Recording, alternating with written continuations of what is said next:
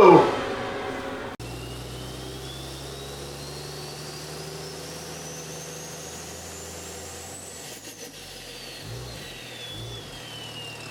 Hello guys, welcome back to the channel. Whoa, creeper. Hello guys, welcome back to the channel. Welcome back to the garage. So tonight in the garage, we're gonna keep working on the race truck as usual, but tonight we're getting a little later start than we have been here lately because I decided to go hunting tonight. So one of our tasks for tonight is to finish our plumbing of the fuel system, which we'll get into here shortly, but I needed a fitting, ran out to get it, and when I was in the store, I heard a guy talking about a buddy of his, or two buddies of his, shot some nice bucks, and they're both chasing does when they shot them and all that. And I just, you know what, I got home, I said, I got to get out there. I haven't been out for archery season all year, but saw, I think, 3 deer. 2 of them were kind of, you know, hinting around at each other, sniffing around.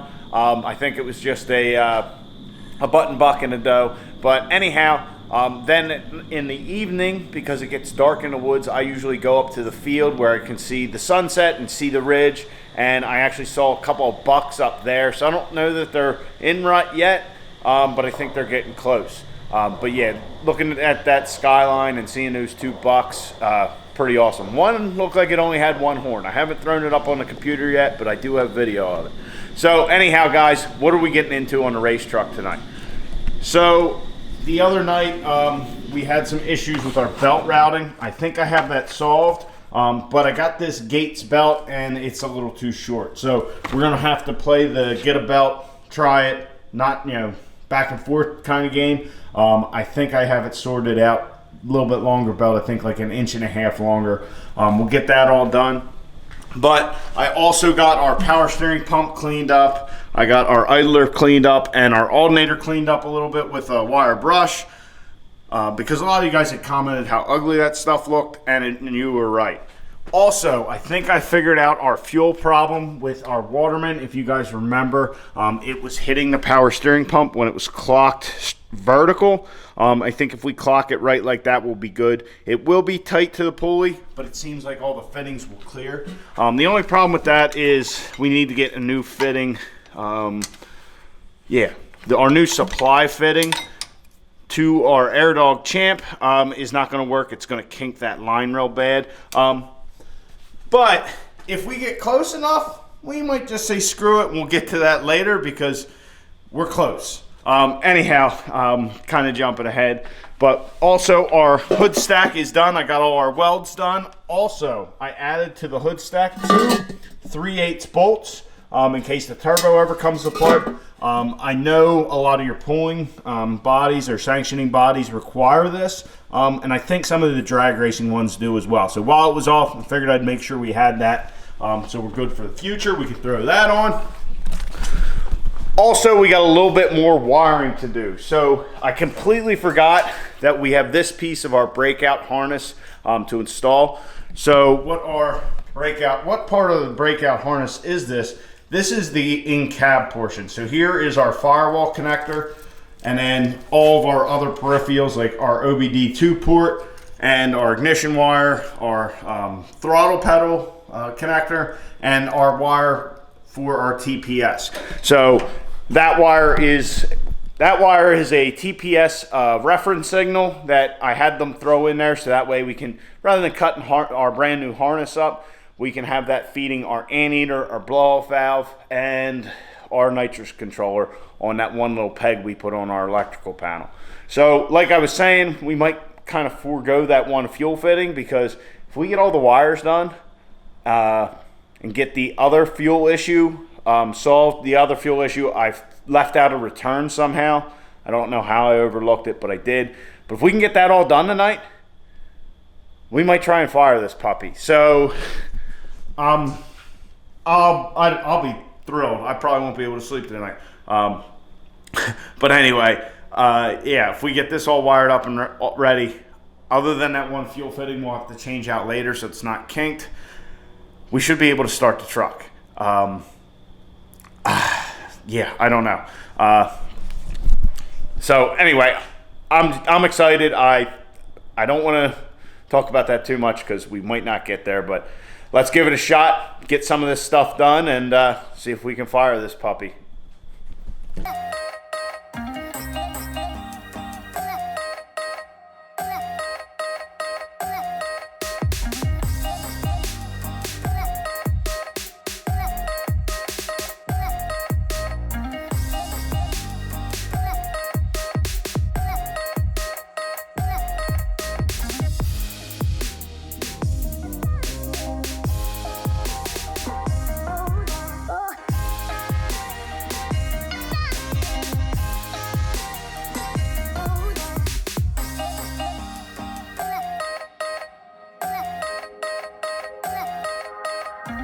All right, guys, so we got our Breakout Tuning Solutions harness, our cab part of the harness installed temporarily.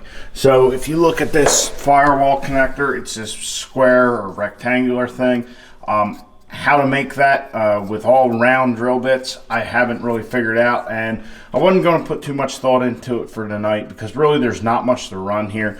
So we have our throttle pedal connection. We have our TPS going to our anteater and our blow-off valve, all that.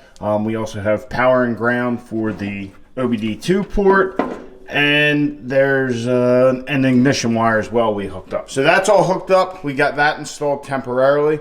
Got our turbo drain. I had to shorten that up. I had forgotten I had wanted to move it to the front fitting. So we shortened that up, got that right.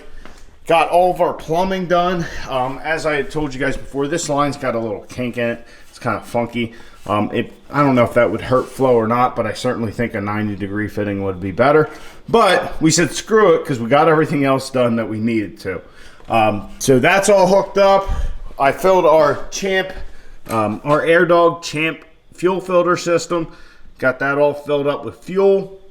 And as you can see here, the line feeding the CP3 pumps or injection pumps, I have disconnected. So if there's anything in, any foreign material in any of the stuff that the filter's not going to pick up, hopefully we can get that out of there. Really, there shouldn't be, just from where we would have cut these two hoses. The filter should get everything else, but I just wanted to do that. Also, that way I know I got fuel. I have no idea how long it'll take the Waterman to prime. I was kind of assured that it will prime from the fuel cell, but it might take a little bit. So we have fuel in the fuel filter. Clean that out, we'll hook that back up, then we'll be ready to fire. I think that's about it. Oh, I got all our returns, plumbed in. I've kind of given everything a once over. We got nothing hitting our fluid amper because that'll be the only thing spinning. Also, I have a GoPro set up on a little oil pressure gauge that I set up. That way we can, what I'm going to do is I'm going to bump it over a little bit and then check the GoPro, make sure we're getting oil pressure. Just because this thing hasn't ran since June, something like that. So I'm just trying to check off all the boxes, make sure I don't miss anything. But yeah, oh, that was another thing I wanted to do. I wanted to just double check. I have the anteater stuff pulled up on the laptop and hooked into the anteater controller, and then I have our EFI Live V2. Just check to make sure we have connectivity and we can see some stuff, then just go from there. So let's fire this thing up to the ignition phase and see what we got. Ignition. So the V2 fired up, that's good. Let's see. Actually, if we whack the throttle, the blow-off valve should operate. Maybe it's because it's not on. I don't know.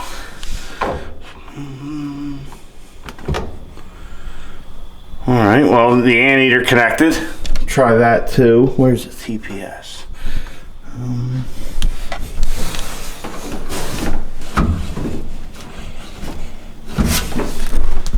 All right, I'm not getting anything on the TPS on the anteater either, though it is connected, so it's on. Maybe because it's not running, I'm not sure.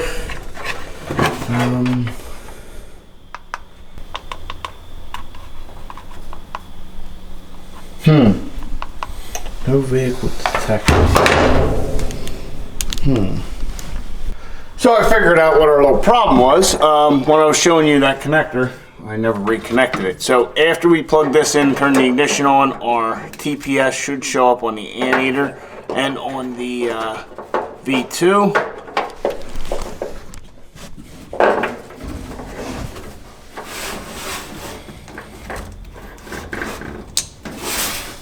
All right, try this again. Find, stop, find, okay. Oh, we got TPS.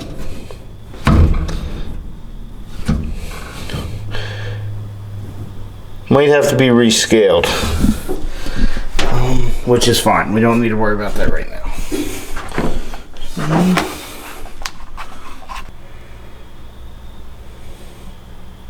Oh, we don't have a CMD ECM anymore. Alright, so our V2, I had to reflash it because all I had in here was the reading files for the CM2200 for the original ECM. Since this has a CM2100, we needed to use the CMC files or reading files. So anyway, if you look at it, if you look at TPF, I push the throttle, we got 100% throttle. So this will read everything we need to know. I'll see if it has oil pressure on here, and we'll get to turning this thing over. All right, guys, so it seems like everything's working now that we have our connector together and the EFI Live set up right. So we're gonna crank the thing, try and get some fuel, and then once we get some fuel, clean out those lines, we'll try and fire this puppy. Oh, I'm a little nervous. I'll be honest. I'm a little nervous, but yeah, I'm hoping we get this thing running tonight. But here goes nothing. Oh, and I have the GoPro set up on the oil pressure gauge too. So.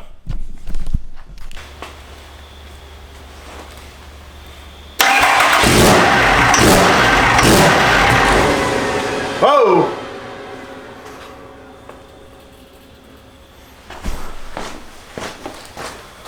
All right, so we fired the engine. That wasn't supposed to happen. There must have still been fuel in the fuel rails and all, and I didn't even think of that. Of course, you look over everything, you're going to forget something. I definitely did not expect that to do that quickly. So anyhow, I unplugged our injector harness, so that way we can see if we get oil pressure. That little bit that the truck kind of turned over, we weren't really seeing anything on our gauge. But the turbo started spinning right away, and oh, that was certainly not what I was expecting to happen. So let's try that again without the truck starting and make sure we have oil pressure. Hey, but it runs. It runs. It had a little bit of a lope to it too, probably because there's no fuel going. So, anyway, let's get this thing. Let's get it right this time.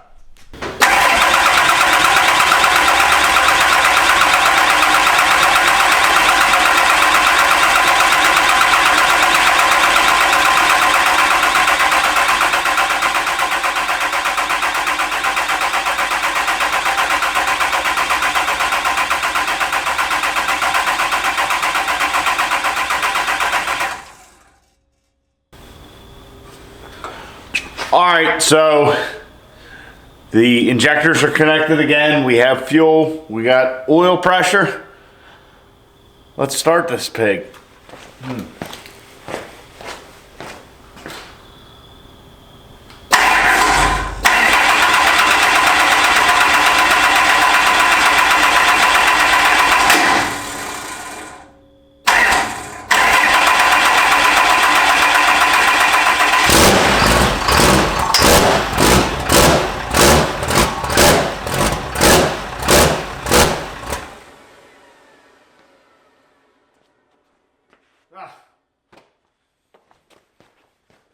So I saw smoke kind of shooting up over here. I left the hole for the EGT probe open because we're going to put an EGT probe in it, but we haven't. So now we got to plug in it.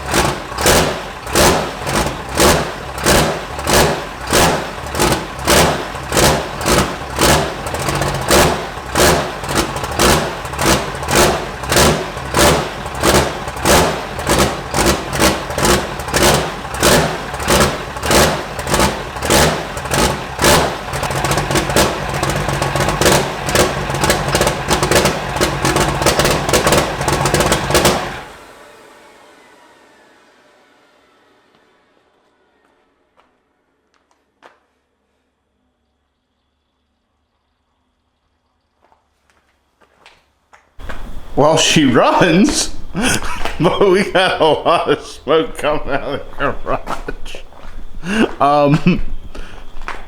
Yeah. I probably should have pushed the truck outside. That, and it's pretty late, and the truck is very loud. I think it's louder than before for sure. I did check a few times. We had good oil pressure. I think it was up around 100 pounds.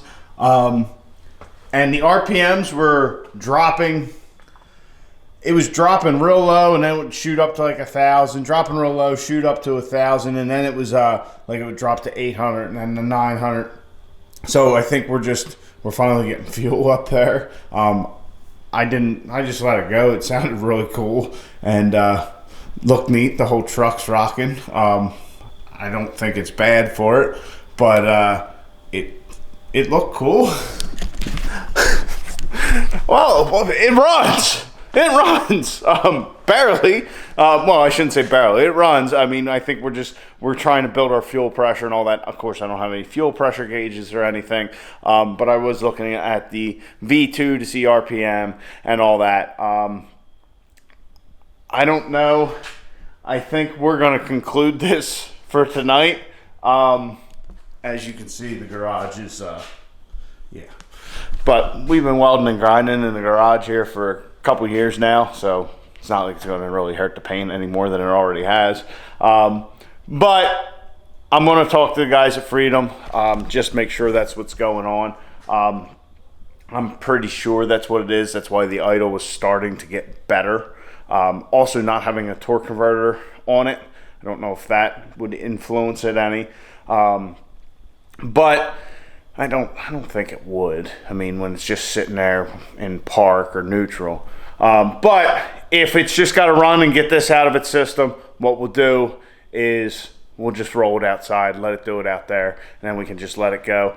But like I said, it's awful late. Not that I have neighbors close, but that's a very odd noise to be hearing late at night. So anyway, guys, the truck runs. The truck runs. It starts right up.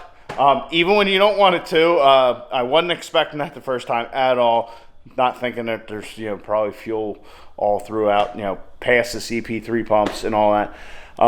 But the truck runs. This is awesome. This is sweet. I'm ecstatic. I don't know what to say. We'll get her purring here shortly, I'm sure. I'll get a fuel pressure gauge or something on it. Whatever I got to do to figure out why it's doing this for sure. But I think we're just trying to get our fuel up there. It's got to go all the way from back there to all the way up there with that gear-driven pump. And I didn't want to burn up the starter just trying to do that. But like I said, I don't think it's hurting anything. So anyway, guys, I hope you enjoyed because I thoroughly did. We're getting there. We're getting there. This is a major, major step. So anyway, guys, I hope you enjoyed. Please like the video, subscribe to the channel. If you like the videos, also hit that little bell icon.